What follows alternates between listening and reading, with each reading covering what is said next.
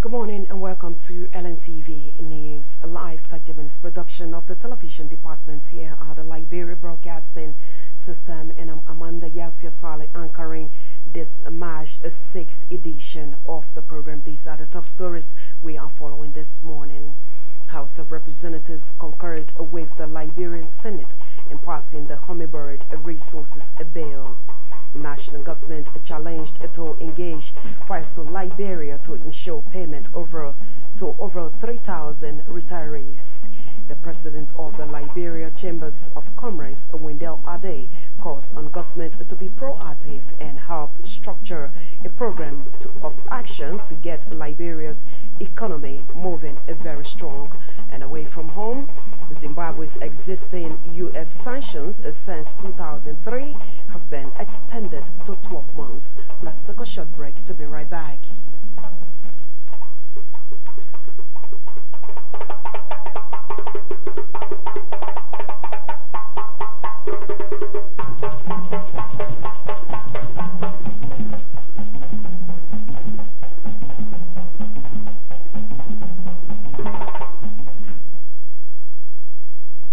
Welcome back to the program.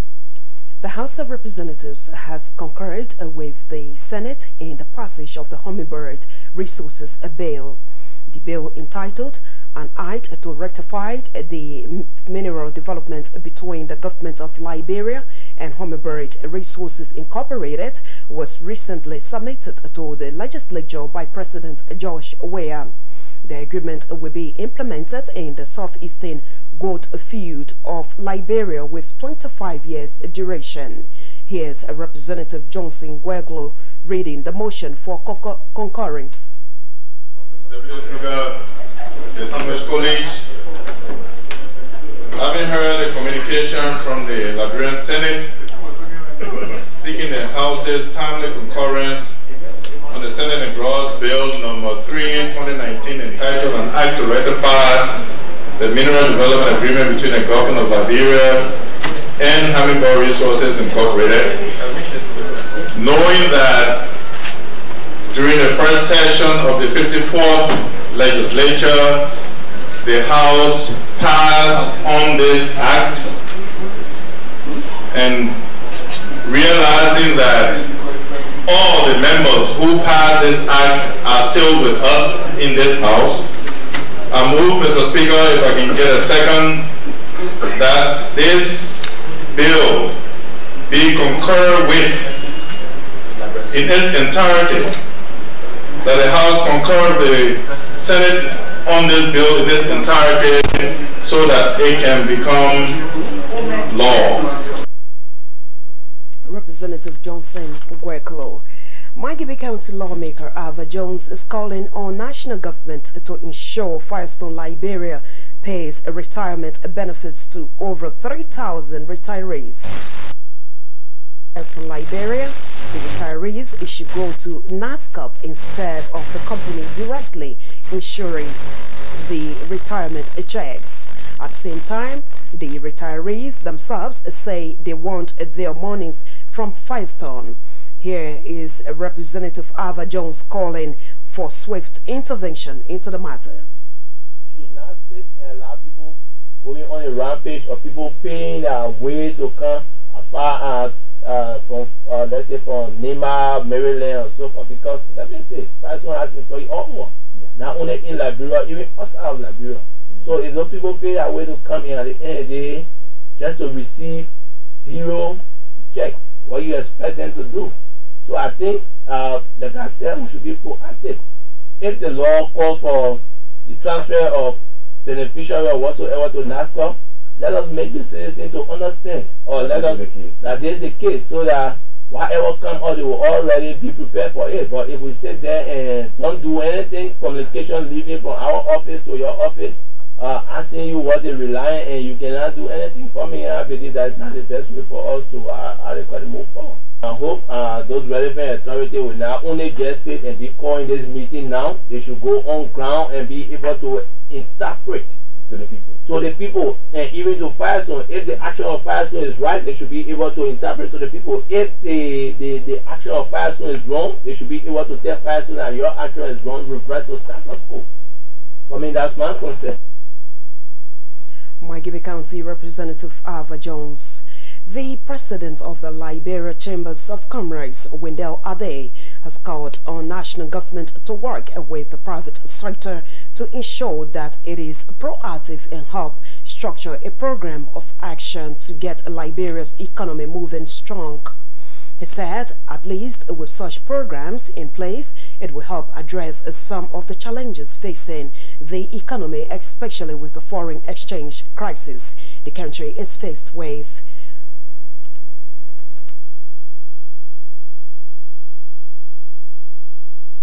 About to secure medium-term funding with particular emphasis for the agriculture and artisanal mining sector, small scale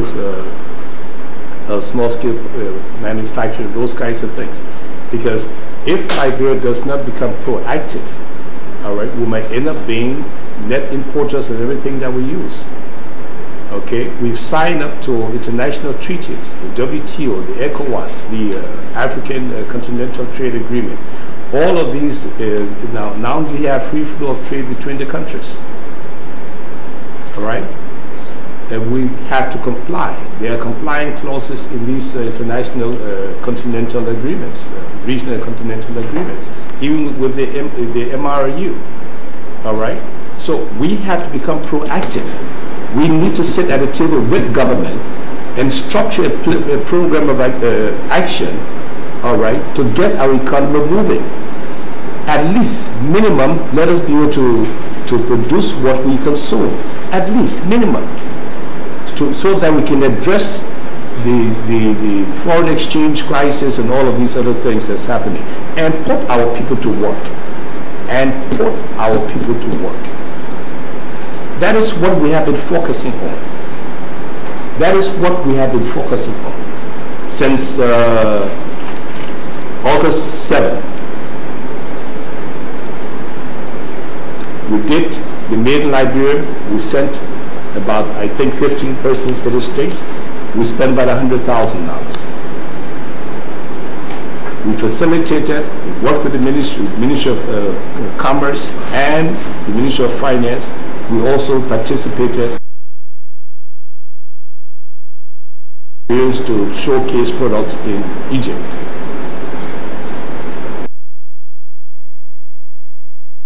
Wendell Ade is the president for the Liberia Chambers of Commerce. At the same time, following series of consultations, the Liberia Chambers of Commerce has boycotted its planned strike action. The planned action was intended to, amongst other things, draw government's attention on some of the challenges they are faced with in the sector. Here now is President Wendell Ade addressing reporters on the issue. Working with the government officials, very specifically the Minister of Commerce, the Minister of Transport, and also the House and Senate part of it. I'm pleased to inform you that we have gained the attention of government, and the Senate has written requesting us to suspend the boycott. They've also mandated the NPA to suspend implementation of the GTMS activities pending a full investigation of the matter. So we're informing the public, the business community, that the boycott, the proposed boycott scheduled to take place tomorrow, March 5th, is hereby suspended. victims of the fire incident at a Raleigh Town Hall dormitory on Cottington University campus in Suakokobon County are calling on national government, including philanthropist individuals and institutions, to come to their aid. The victims, mainly students, during the abrupt fire incident, lost essential items including money and are said to be confused and traumatized since the unfortunate situation occurred. Here are some of the victims. One is just traumatized by this whole thing. So he was talking to everybody, more besides the students.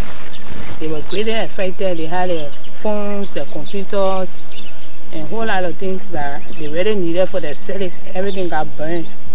So right now the students are so much traumatized. Like me, I live here with them, and when I came, I met a place like this. So it's not just easy. A lot of things were taken away. Money, jewelry, like my wedding band is missing, even my passport, and the same with them that I girl refusing to talk. Some of them absolutely nothing. Okay, where is your call to public? What? Where is your call to public? Yes, my call to the public is that they should come to help Cottington. They should come to help us, because Cottington is a place where everybody from Liberia come to school.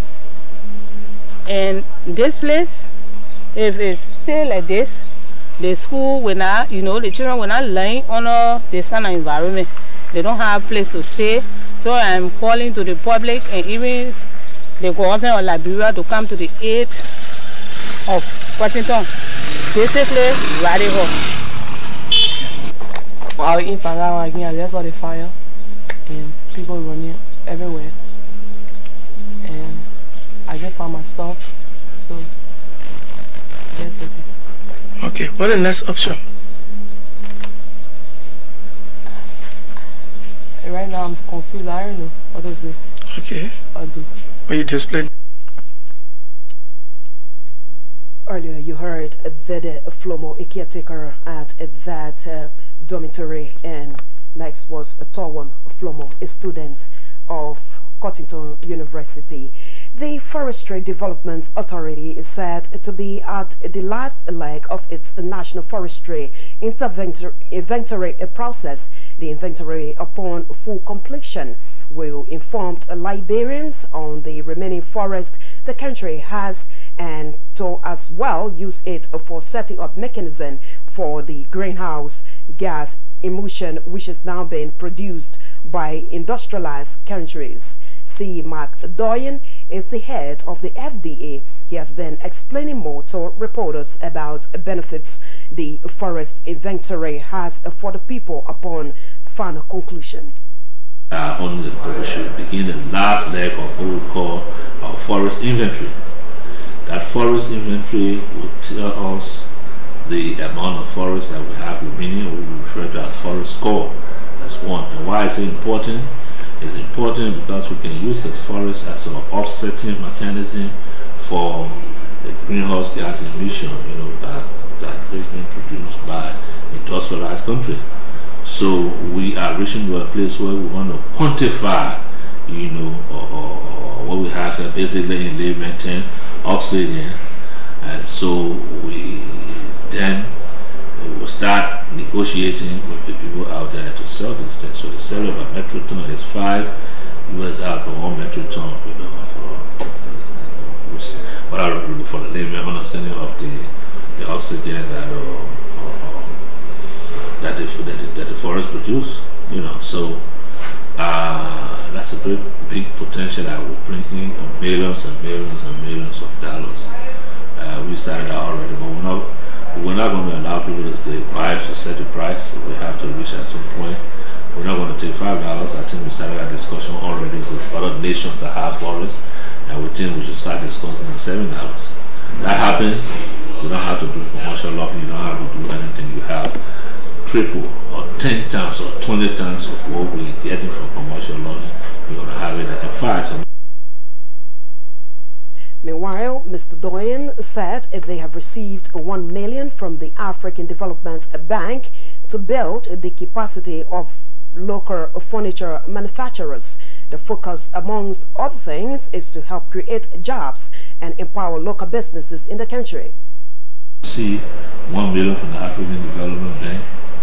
We are going to build capacity of people who are involved into furniture making, so that we send them out of here, they're trained, they come back, and then we give them equipment, and then we give them loan.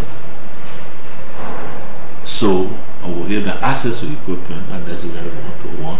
Access to loan will be a very quick process, and then they can take contract from the government like to fix furniture for offices, furniture for school, and what have you. In that way, you know, we are making sure job is created, businesses are strengthened, and a lot of income on the flow, you know, in the economy.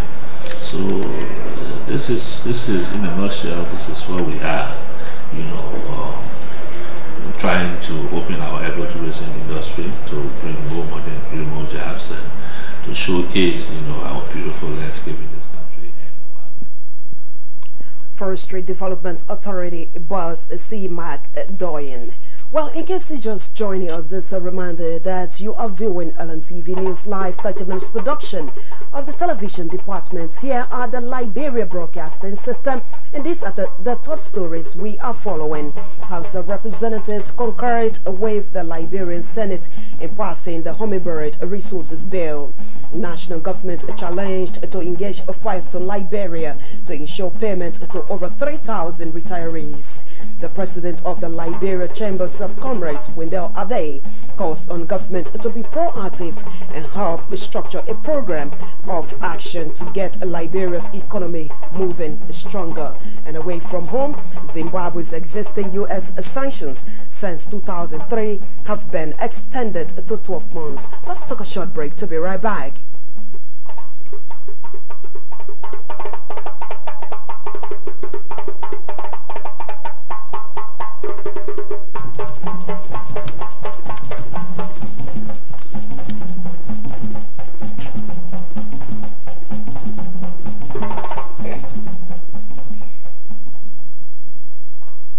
Welcome back to the program, and I'm Amanda Yasia Saleh anchoring this morning edition of the program.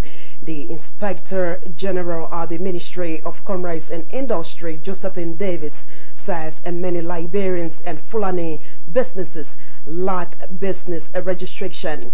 According to Madam Davis, following repeated announcements, most businesses have still refused to renew the business registrations.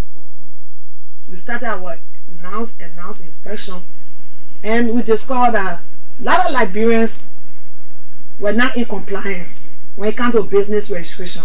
They don't have it at all. Yeah, the Liberians and the Fulani, they were not in compliance. So we started our announced inspection. The first day we had to lock 92 stores because of business registration, and the business registration is just too tight. Is it that they don't have it, or they have the fake ones? The one they have is already lost a date. Okay. Because the business certificate valid for 1 year. Okay. So once you are in 2019 and you know you did a business registration July last year, or you did it March 24th. So March 24th, we are in March. So don't wait for the 24th. You put in for another business certificate, but they will wait until the business certificate lost a date. They finish for that period. When you go to inspection, they will tell you, say, oh, nobody to sit down to my shop. And we announce it. The whole of last year, we didn't do inspection on them because it was on the air. We tell them to get themselves prepared for 2019. To get the business registration. There's business registration. So once you have the business registration and it's valid, we go to your shop. We don't need to ask you and say, oh, my business registration is to the house. On the business registration, the certificate is instructed you that you should photocopy, put it on the wall for inspection. Because we are the only people that go do inspection on business registration. Josephine Davis is the Inspector General of the Ministry of Commerce. Former lawmaker Gabriel Yinkan says no appointed member of the we-led administration has been or will be indicted in the alleged missing billion reports. According to Mr. Yinkan, he will support the president to ensure that the fight against corruption is upheld. As I speak to you, we are preparing for validation, which you have been joined with a plea for extension of the reverse publish on the board. We're waiting with the next yearly ideas and target to respond. Hopefully, we should be responding soon. We are also preparing for another report, so because you know we're behind time, 2016, 2017. So we're doing 2 reports in about 7 months. I'd just like to add, our predecessors would have only done 1 report in 2 years. So again, this is tremendous success. We are up to the task and we will make sure that before we leave the LEIT and we are current with our reporting. We want to take it to the next level. We want to do a systematic disclosure. And that's my idea. I'm taking it. I've been invited to foundation and it's a real work conference taking place. Filing costs like so we want to sort of engage new grounds and to be creative and say, innovatively, instead of collecting the data from the different agencies, different agencies, there's public these different sets of data on the website. And the independent administrator can just go into a summary and do reconciliation. So,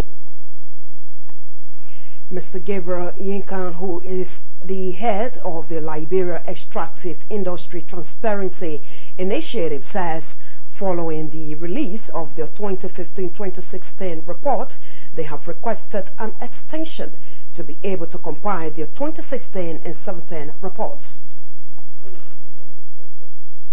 We are to ensure that these guys answer questions in court. And even people in this government. I mean, I can say to you later on, without any stupor, that, and I've said this before, I'm saying it again, nobody appointed, I'm saying it. Some people mistook it out of context. You know, when I said call people in at the free poll, my own sister, somebody went there and said, oh, if I say you arrest you, you know, talking about when she was acting company. I said, and I'm saying it again, nobody as far as I'm concerned appointed by this president is involved with this system. I've been vindicated. Nobody appointed by this president. Not somebody who is a spillover effect of a criminal enterprise. Or somebody appointed by this government. I'm sure of that. If you do something new, it will not be about 16 billion or something else. And so we talk about 25 million, I can assure you by superior respondent theory with Acts 12, where 12 cannot be invited because you instructed somebody, that person is available. Crimes are not transferable. Why not doing people just running around and opposition trying to confuse people with all kinds of things? The man who did the act is available, then you say the man who gave instructions to answer. No, this is not war crime stuff. I am convinced that this president is prepared to continue on this tough trajectory when it comes to dealing with Liberia's age-old enemy. Corruption has been Liberia's enemy since inception. Former Montserrat County lawmaker Gabriel Yinkan. And away from home now, existing U.S. sanctions on Zimbabwe in place since 2003 have been extended for a further 12 months. President Donald Trump says the softened African nation poses an unusual and extraordinary threat to U.S. foreign policy. Here is a report. Meanwhile, the U.S. Congress has voted to extend sanctions against Zimbabwe. U.S. restrictions were first imposed in 2001, and the Zimbabwe Democracy and Economic Recovery Amendment Act will keep them in place once signed into law by President Donald Trump. Our U.S. correspondent Harry Horton reports. Well, the bill was unanimously passed by both the US House of Representatives and the US Senate during votes over the past week. The bill calls for an election in Zimbabwe that is widely accepted as free and fair. It also calls for some other government reforms as well. Zimbabwe has been under US sanctions since 2001 after then President Robert Mugabe embarked on a land reform program that saw many white farmers displaced from their farms. The chair of the House Foreign Affairs Committee, Ed Royce, said that the upcoming election in Zimbabwe was a pivotal moment for the country. He said he was encouraged by some of the statements and actions taken by the government, but he said he was concerned by reports of voter intimidation, efforts to politicise food aid, and increased military presence in rural polling stations. Now, the MDC Alliance, which represents the opposition movement in Zimbabwe, pushed for sanctions to be retained. The bill will become law once President Donald Trump signs it, which he's expected to do so. Harry Horton, CGTN, Washington.